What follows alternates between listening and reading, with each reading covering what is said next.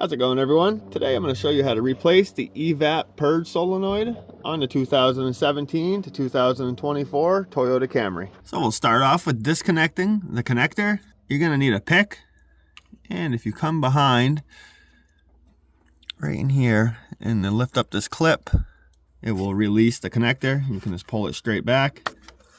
Now we can take some pliers, loosen this clamp. Before we pull this hose off, just twist it side to side just to break it loose. And then you can pull it straight back. This front hose doesn't have a clamp, so once again, just twist it back and forth just to make sure it's broke loose.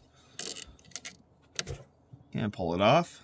Now we can remove this 10mm bolt holding this bracket.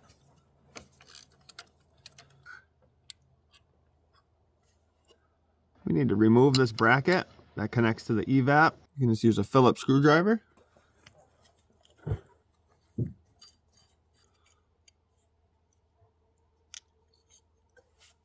we can take our new purge valve and reinstall the bracket. Once you get your screw tight, just snug it up. And now we'll reconnect to the other bracket. Install the 10mm bolt. And get it tight. And just give it a little bit more. Now we'll reinstall the front hose. Just slide it back in place. Slide this other hose on. And reinstall your clamp.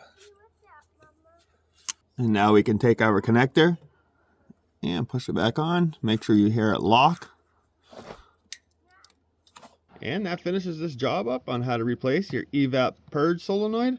If this video helped you out, if you could give it a like. If you have any questions, leave a comment. And if you're not subscribed to my channel, make sure you hit that subscribe button for future content.